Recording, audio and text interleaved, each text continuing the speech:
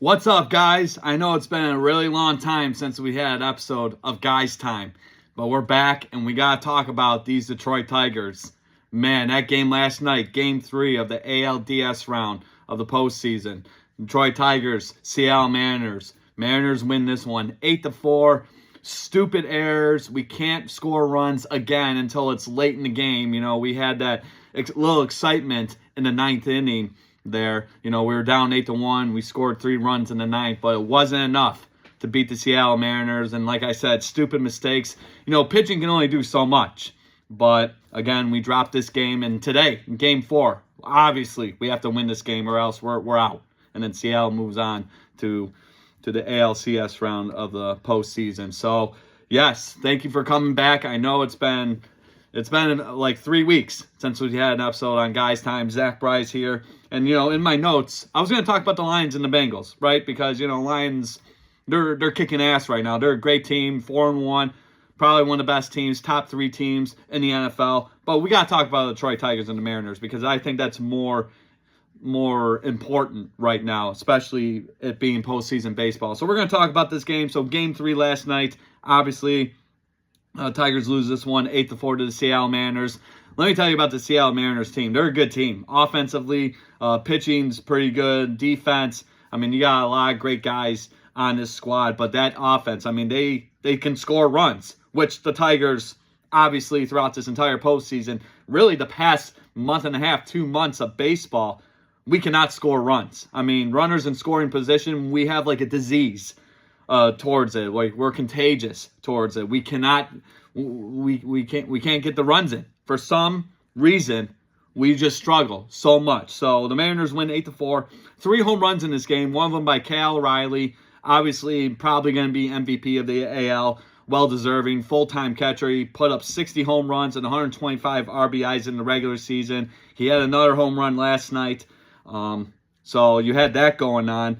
And then, like I said, our pitching can only do so much. When pitching does not have the support from the offense, getting guys on base and scoring those runs in, I mean, the pitching has to work 10 times harder. And then, obviously, you're going to run into mistakes like allowing 3 home runs last night at Comerica Park. So the Tigers did not score a single run until the 5th inning of this game. So you had all that time to get guys going. And that's the thing, too. Runners in scoring position, we'll get into that. But this game specifically, the Tigers 3 for 5 with runners in scoring position. So they were good. But then we just can't, you know, when we're down 8-1 most of the game. I mean, that's a 7-game lead. You know, that's a 7-run lead that we were trying to come back from. How's that even possible? You know, even in professional baseball. Definitely in postseason baseball, it's a hell of a lot harder to do that. And we don't score a run until the 5th inning. And then the errors. Obviously, that was a huge concern last night. But yeah, obviously, the 5th inning, we scored that 1 run off of fielder's choice. You know, Kerry Carpenter hit that ball and then fielder's choice. So we scored a run, but, you know, they scored, it was 5-1 at that point. So they scored 3 more runs to make it 8-1. And then we make that comeback, like I mentioned earlier, in the 9th inning, but it was a little too late, right? But now we got to talk about these errors. So Riley Green throws the ball, right? Throws the ball from the outfield like he's supposed to. He's supposed to hit the cutoff man, which in this case was Zach McKinstry. What does Zach McKinstry do? He just looks at the ball like this. And he's just like, oh yeah, I'll let Dylan Dingler get the ball. The ball goes right past his legs, scores in a run. So I'm not a baseball expert by any means. I love my sports. You guys know that. But I'm not a baseball expert. But isn't your job as the cutoff man is to cut off the ball so that you can secure the ball and pay attention to where the base runners are? You know what I mean? But Riley Green, great throw. Zach McKinstry just watches it. Oh yeah, I'll let my catcher catch it. I'll let my catcher deal with it. Not like he has to deal with a whole bunch of crap in the first place, right? No, it goes right between Dingler's legs. That run scores.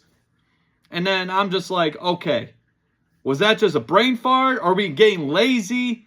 What the hell happened? I mean, guys, this is game 3 of the ALDS. This is best of 5 series. You had to win last night. Now you have to win today.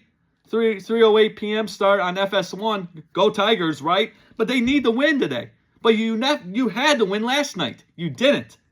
And when I saw that, I said to myself, okay, so how did Zach McKinstry, of all people, make it to the All-Star game this year? How do you make the roster when he's making stupid plays like that? When he's acting like a bonehead? You're the cutoff man. Cut the ball off. Do your job. Oh, no, I'm just going to watch the ball roll to my catcher, and then it goes under his legs, and then a run scores for Seattle. Bravo, Zach McKinstry. What, do you want some milk and chocolate chip cookies with that? I mean, it was stupid. I had never seen it. You know, this is postseason baseball. These are professional athletes getting paid millions of dollars, and you make stupid decisions like that. You make bonehead decisions like that. I couldn't believe it. So that was the first error, right? And then later in the game, you had Kerry Carpenter, routine fly ball. I could have made this play. And I'm not a professional athlete by any means. I'm god-awful, right? Not coordinated. I don't get paid the millions of dollars. But anybody in the world could have made this catch. Kerry Carpenter just puts his glove up there. Up! Out goes the ball, rolls, and now we got runners for Seattle in scoring position. And I think they scored those runs in that same inning. But I'm just like, what's wrong with these guys? How is this even possible? Like, what's going on? What, do you have a bet with the bookie or something? Are you just, like, not into the game?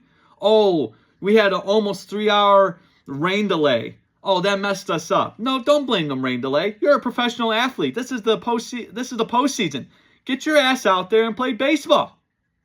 Instead of making stupid decisions and stupid errors like this. Like, boneheaded. What's going on here? You know, I saw that, and I just said, oh, this game, I mean, I wasn't engaged until the 9th inning because I saw, oh, Spencer Torkelson, look at that, again. Guys gets a double to start off the inning, and then he scores a run. He gets a run for himself. But it's a little too late, right? You were down 8-1 going to the 9th. You scored 3 in the 9th, so it was 8-4. So, oh, it's getting exciting.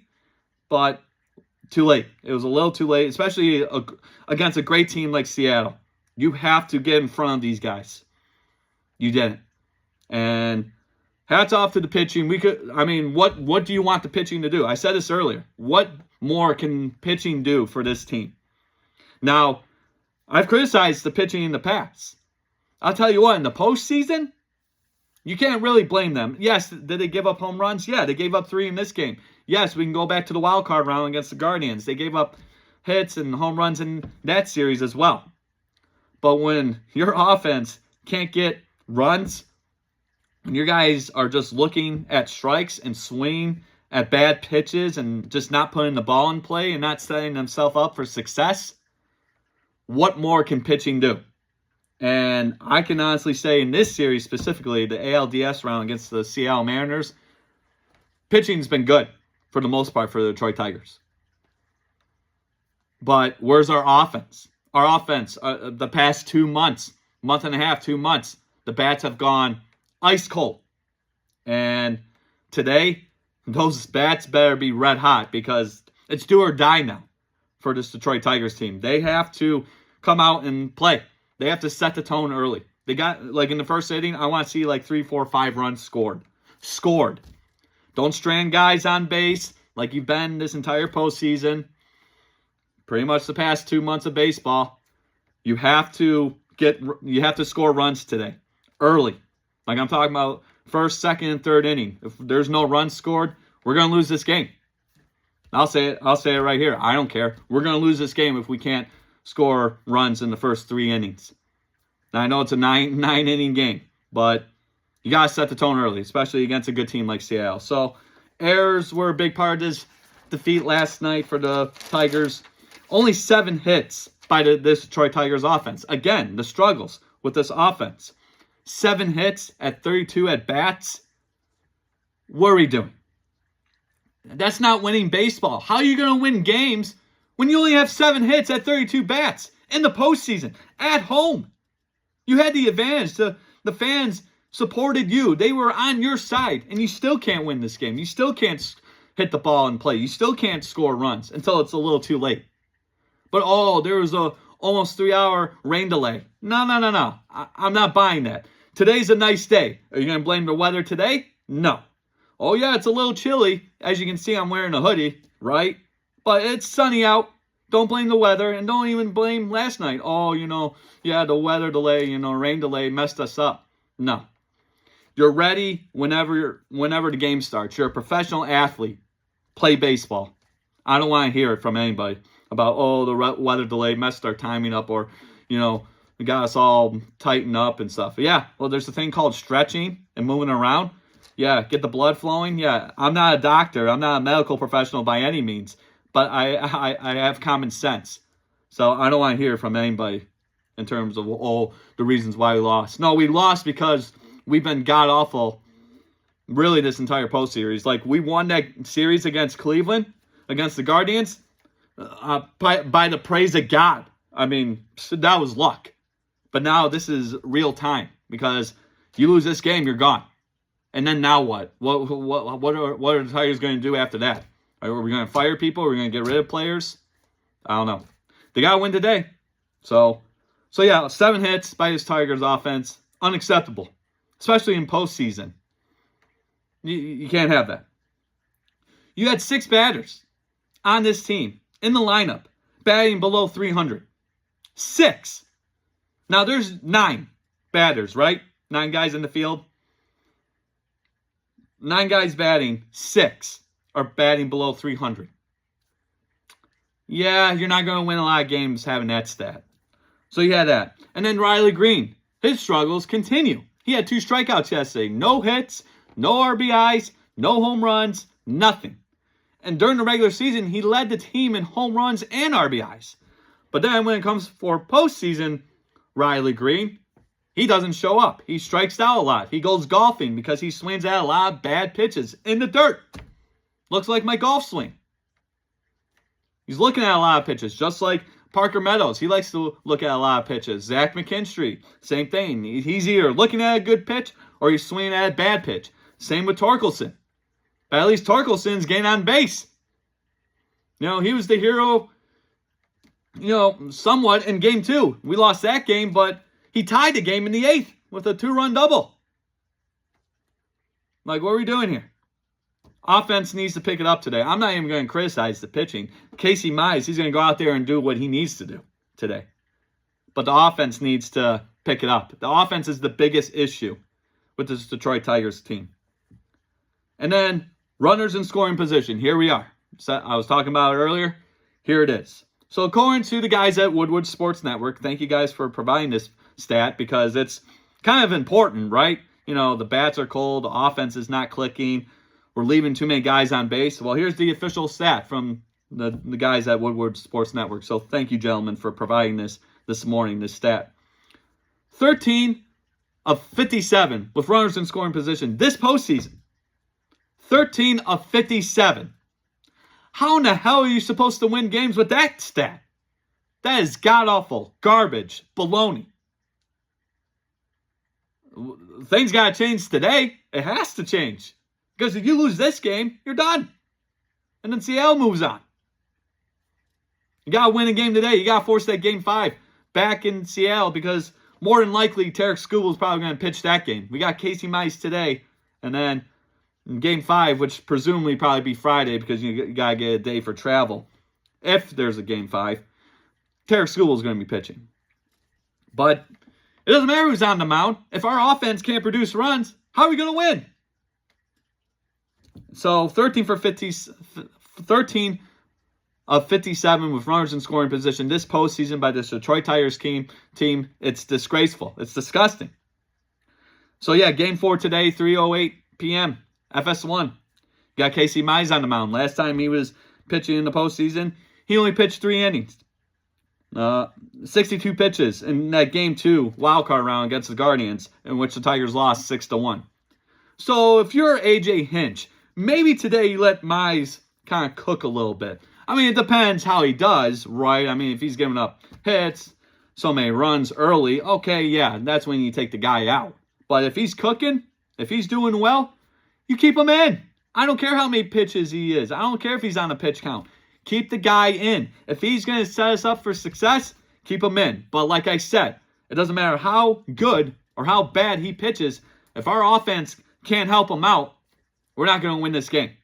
So, Tigers offense, get those bats red hot because you guys been ice cold for the past 2 months. They have to win today, obviously. They got to win so they can force a Game 5 back in Seattle. But, yeah, yesterday's game, that was bad. That was a bad, fit 5 innings. You haven't scored a single run. That's a problem. You left 4 guys on base, 3 for 5 with runners in scoring position. A lot better, but overall for the postseason, 13 of 57. God awful.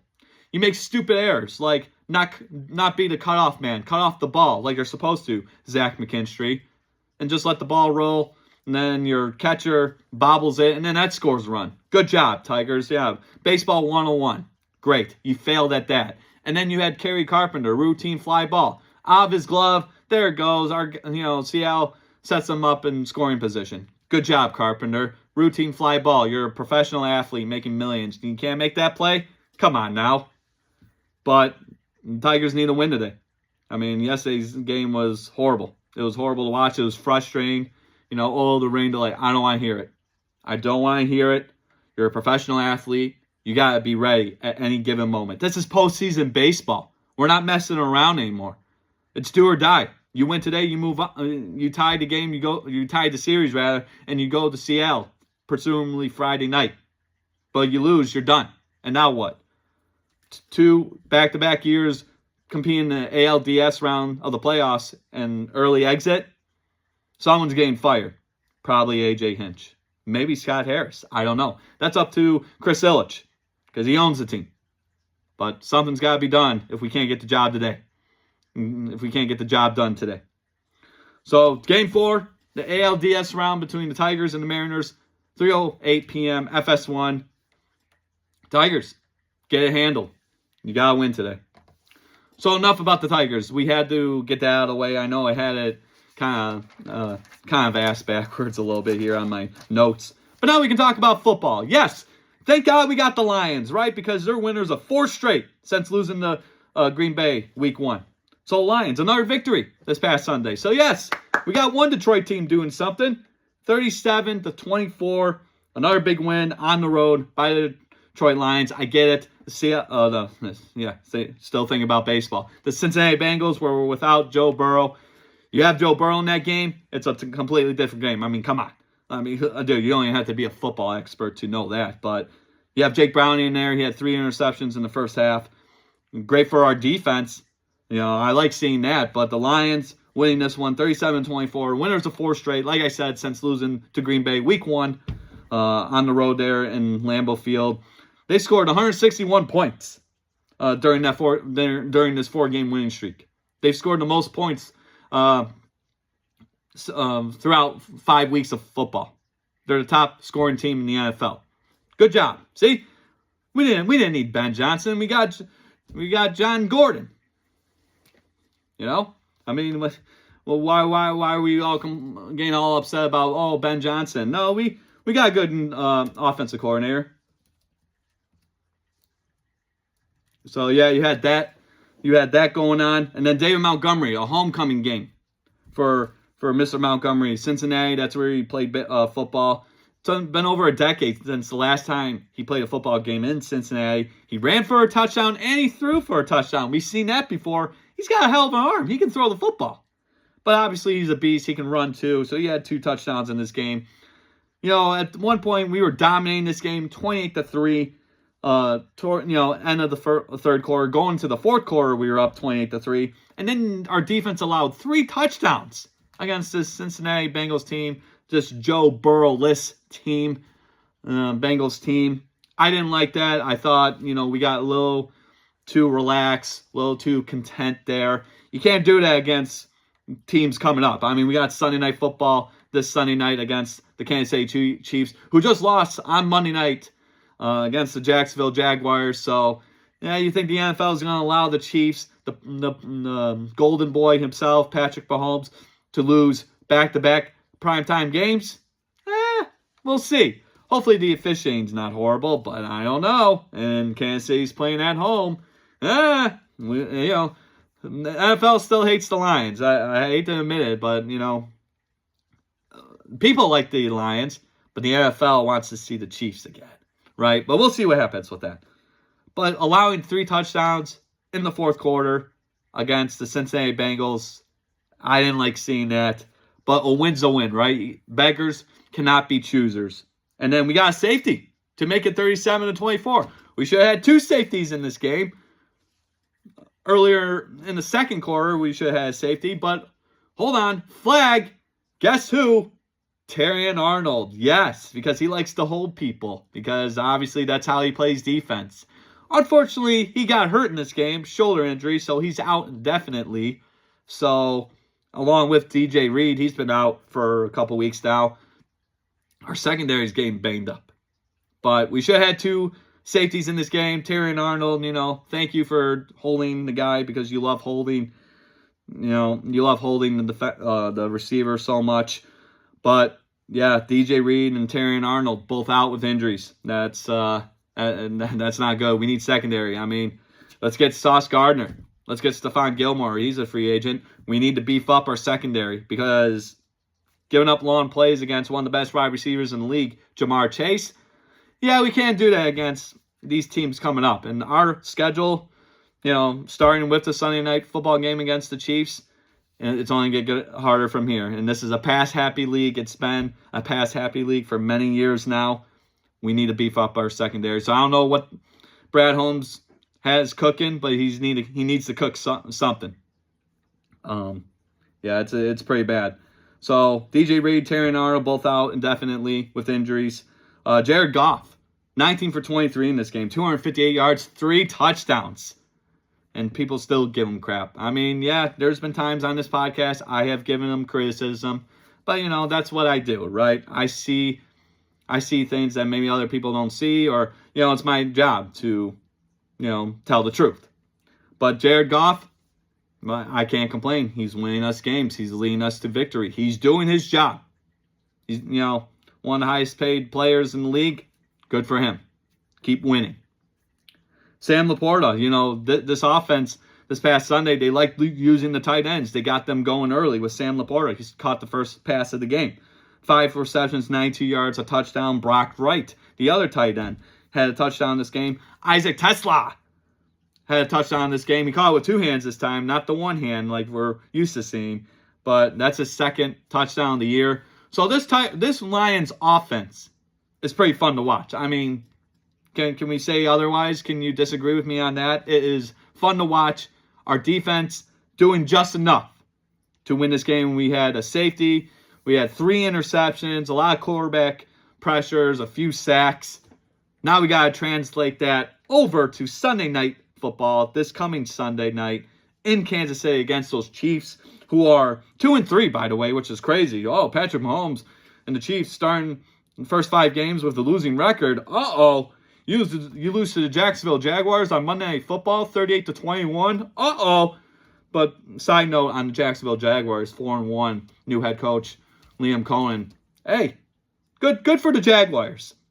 First year head coach, 4-1, giving a lot of confidence to that team. So good for the Jaguars, by the way. But Kansas City, they're coming this game. They're upset. They're pissed off. They need a win. They go to 2-4 after Sunday night if the Lions beat them, which obviously I think they will, even though Kansas City opens up as a 2.5-point favorite, according to ESPN bet. If they drop to 2-4, there's going to be a lot of problems in KC because that's not winning football, especially Patrick Mahomes.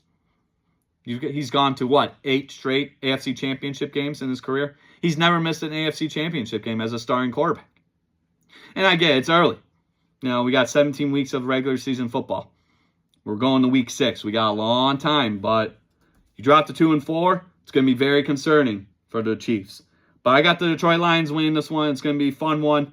You remember a couple years ago to open up the 2023 season, we had Kansas City and the Lions open up in KC. We won that one 21-20. That was a great game.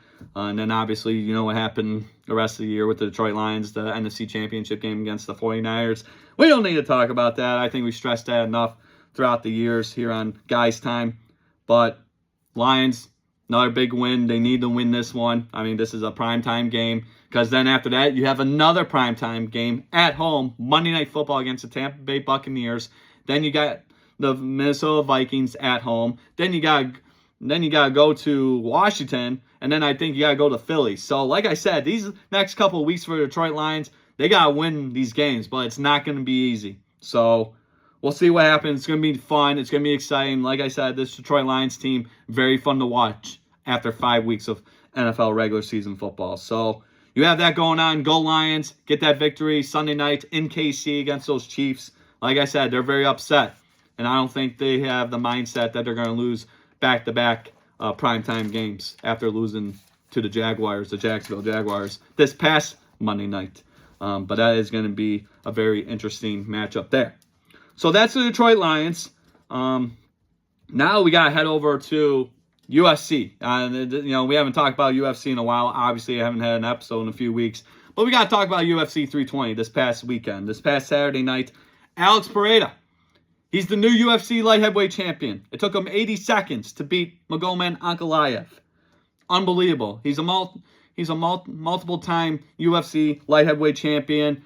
Great victory by Alex Pereira. He needed this win after getting dominated in the first fight earlier this year. Boring fight. This one was more exciting, even though it was first round TKO KO, but finished by Alex Pereira. I mean, the guy's a beast. He's unbelievable. He's always so fun to watch. And it's right there, dude. Those right there. There's living proof. So he's the new champion, but he's expressed opportunities to fight at heavyweight. But he's the UFC light heavyweight champion. So obviously he's got to defend that title. We'll see what happens with that. But great main event. Obviously it was short, so pay all that money to watch a first round knockout. It happens. It's the fight game, right? But Alex Pereira is the new UFC light heavyweight champion. This is great for the UFC. He's a fan favorite. People appreciate him, like myself, many other combat sports fans. This is great to see him being champion again. So you had that going on. But yeah, Ankalaev just, I don't know, he didn't look like himself. That overhand right from Pereira hit Ankalaev in the ear. That messed his equilibrium up. He tried to go for the takedown. Big mistake on his part. Alex Pereira just goes ground and pound, and then multiple elbows to the face and the head area. And then Herb Dean, he gave Ankalaev many opportunities to defend himself, to fight back, and he just couldn't do it. So no early stoppage controversy this time. I know you guys people give him a lot of crap. Herb Dean, you give him a lot of crap for stopping the fight early. No, that was a good stoppage. You gave him a chance. I mean, that's a championship fight. Give the champion an opportunity. He did. Multiple opportunities. But Alex Pereira is an absolute beast. And he proved it Saturday night. So, new champion, new light heavyweight champion, Alex Pereira. That was awesome to see. Then the co-main event, the bantamweight championship on the line. Merab Dvalishvili dominated this one. Corey Sandhagen had his moments, but a little too much for Merab. So he defends the title. He retains the 135 title belt, the bantamweight title. He wins by unanimous decision. But then the fight of the night was the third fight on the main card. You had Yuri Prochazka going up against Khalil Roundtree Jr. Two light heavyweights. And they looked jacked. Both of them did. Especially Khalil Roundtree. I mean, Jesus, what kind of program is that guy on, right? But Yuri Prochazka, KO finish in the third round. Nice right hook. And Khalil Roundtree went down like a sack of potatoes. He looked gassed. I don't know. You guys saw it. I mean, he was going for that power punch the entire fight. And it cost him because he looked gassed out. That left hook, bye-bye, see you later. He want no more. But it was a devastating right hook. Yuri Prochazka looked very good. He shaved his head, man. Maybe that's what he needed to do. But he gets the victory. A well-deserved victory for Yuri Prochazka. But now since he beat Khalil Roundtree, now it's time for him to fight Alex Pereira. You would think, right? I mean, a finish in the third round against a top 10 light heavyweight and Khalil Roundtree, main card. So you would think that the UFC and Dana White would set up that match between Alex Pereira and Yuri Prochazka for the UFC light heavyweight championship. probably down the line next year.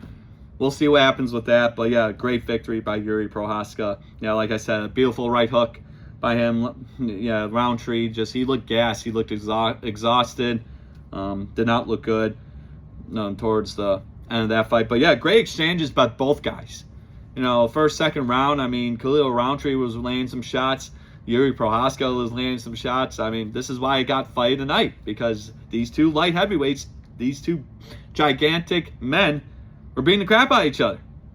Great fight. It was entertaining.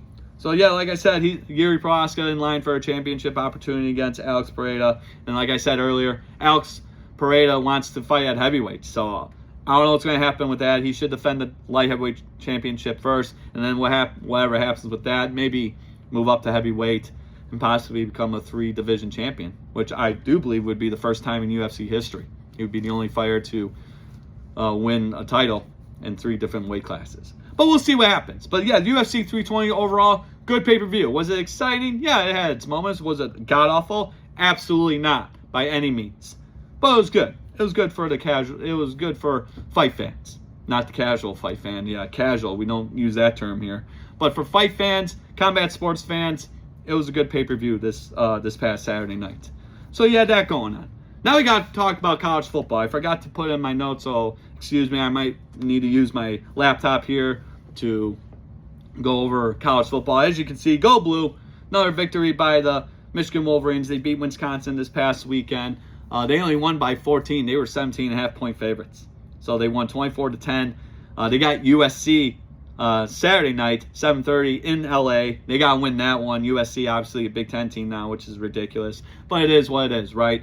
They got to win that one. A couple more weeks, you got Michigan State, big rivalry game there. And then you got Ohio State. But then I'm watching this team and this offense. The run game's good. There's nothing wrong with the run game. But our pass game, damn, can any of these wide receivers catch the damn ball? Put me out there. I'll catch a damn ball for Bryce Underwood. You're making him look bad. 5-star recruit, number 1 recruit in the 2025 recruiting class out of Belleville High School right here in Michigan. You're making him look like crap dropping those passes. Catch the damn ball. This is not going to work against Ohio State. It's definitely not going to work against Michigan State, Washington, Maryland, all these other teams, USC this Saturday night. Catch the damn ball. Make Bryce Underwood look like $1 million. Catch the ball. That's why you were recruited to play football at Michigan. But besides that, defense is pretty good. Running game is great. You got Justice Haynes, transfer out of Alabama, and he's absolutely phenomenal. Jordan Marshall, he's great as well. Bryce Underwood, when he has to use his legs, he looks good. But the wide receivers, catch the damn ball. Please, and thank you. So, you got that going on. But yeah, Michigan's got USC this Saturday night. You got a couple games on tonight. Missouri State, Middle Tennessee, and then Liberty and UTEP. So that's going to be interesting. You got a couple more games on tomorrow night. And then Friday night, Friday Night Lights, you got 3 games there. And then the Saturday slate. Here we go. So we got this going on. Ohio State at Illinois. Number 17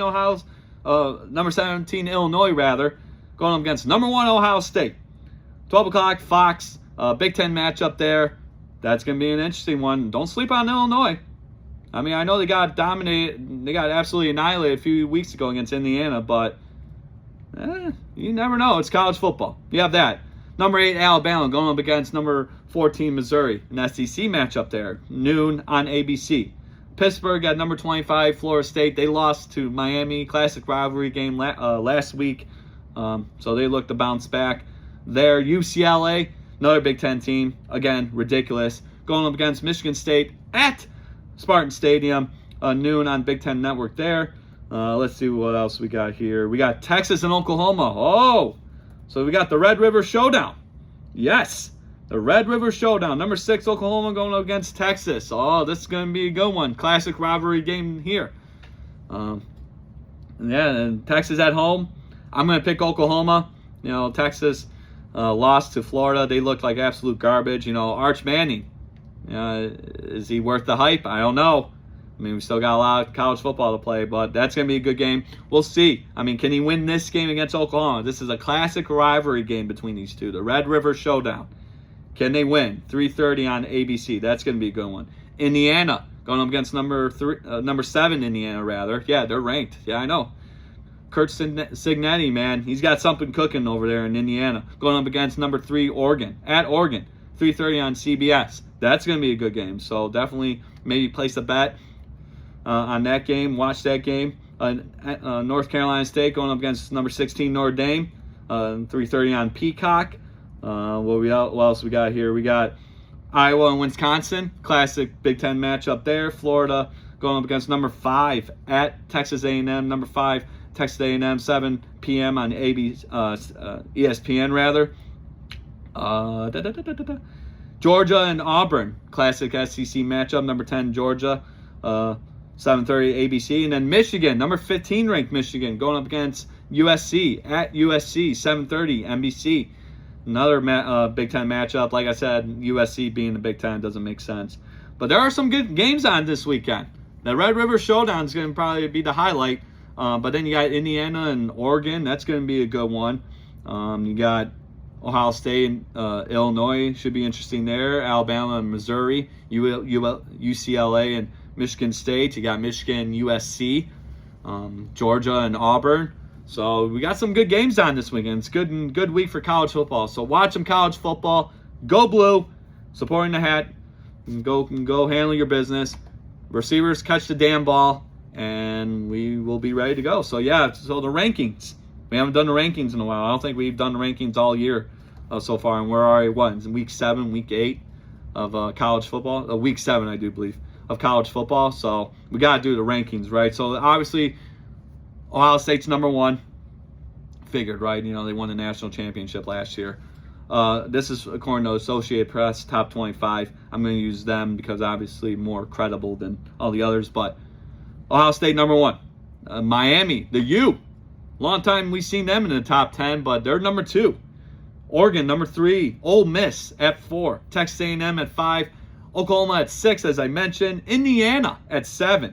Alabama at 8. Texas Tech at 9. And then the top 10 rounds off with number 10, Georgia. And then you got LSU at 11. Tennessee at 12. Georgia Tech 13. Missouri 14. And then Michigan at 15. So maybe some controversy there because was it a convincing win against Wisconsin? Yeah, you won by 14 at home, sure. And I want to make a correction. I thought last week Michigan was traveling to Wisconsin. They played at home, so that was my bad. I want to get that out there. That's on me. But you won by 14 against Wisconsin. Okay, are they the best team? No. You know, they are a Big Ten team, so winning against a Big Ten team at home is good. But, you know, does Michigan deserve the 15-ranked team? Number 15 rank? Do they deserve that? I don't know. I worry about this team a little bit. You know, crazy enough, right? I mean, they're winning games, right? But, you got to catch the ball. You got to play all 4 quarters. You got to handle business. You got to let Bryce Underwood do his thing. So, we'll see. But college football, this is a great weekend for college football. I'm going to be golfing, so probably going to miss the noon games. Try and make it for the 3:30 games. I actually want to check out that Indiana-Oregon game because that's going to be really interesting. And then obviously go and watch Michigan-USC at 7:30, so that'll be later. I'll be done with golf, hopefully, because, my family, they love their golf. And then the after party or the after, the activities after golf. Like, no, I'm going home watching football because I haven't watched a full game of Michigan football since week 2 when they played against Oklahoma and looked like absolute garbage. But anyways, go Blue.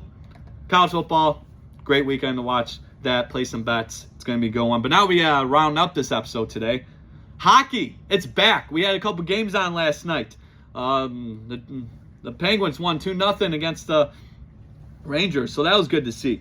The Red Wings, they opened up their regular season tomorrow night against the Montreal Canadiens. So, original 6 team. That's great to see. Great to see that. So, at home tomorrow against Montreal, 2 original 6 teams, the Canadiens and the Red Wings, 7 p.m. Check that one out. The Red Wings, they won 3 straight preseason games to end the preseason. So, that's good. But now it's regular season. This is where it matters. And that's where the Red Wings need to shine. Very young team. You come into this year, 9 years since making the playoffs, a 9-year drought. We have to fix that. This is year 7 under Steve Yzerman. Something's got to give, man. Something needs to happen this year. We have to make it to the playoffs. That should be the goal. Playoffs, playoffs, playoffs for this Detroit Red Wings squad. They got to start off hot. They got to win at home against Montreal. Original 16. They got to handle their business. So, Red Wings on tonight. You got a handful of games, of hockey games on tonight. Let's check that out real quick. But yeah, the Rangers didn't look too good. Mike Sullivan, who used to be the head coach for the Pittsburgh Penguins, he's coaching the Rangers now. But yeah, they did not look good. I don't know. It just seems like the Rangers, they never win that first game in the regular season. I don't know. I might be, losing my mind a little bit, but it just seems like the past couple of years, they open up the season or whatever, their first game of the season, the Rangers, and they just can't win that first game for some reason. It's weird.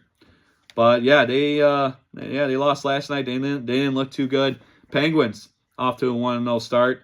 But yes, so tonight you got Montreal going up against Toronto. So the Battle of Canada, 7 o'clock. And you got Boston and Washington. You got Calgary and Edmonton. Battle of Canada there. And then you got the Canes going up against the Vegas Golden Knights. So you got 4 games on. So you hockey fanatics, watch some hockey, play some bets. And then the regular season officially started yesterday at 5 o'clock. You had the Chicago Blackhawks going up against the Florida Panthers, the defending Stanley Cup champions, back-to-back Stanley Cup champions, the Florida Panthers. And the Florida Panthers won 3-2. So great way to start off the season for them. You had that going on. And then the Pittsburgh Penguins beat the Rangers 3-0. I said 2-0. Yeah, I forgot they scored an empty netter towards the end of the game. 3-0 against the Rangers. The Pittsburgh Penguins win that one. And then Colorado and Los Angeles, Colorado dominated this one 4-1. Colorado been a good team for a very long time. They won the Stanley Cup a few years ago. But yeah, hockey's back. So hockey, yes, let's go. Let's go Red Wings. You got to win tomorrow night. You got to set the tone against the Montreal Canadiens. And yes, like I said, playoffs, playoffs, playoffs. That is the goal. Make it happen, gentlemen.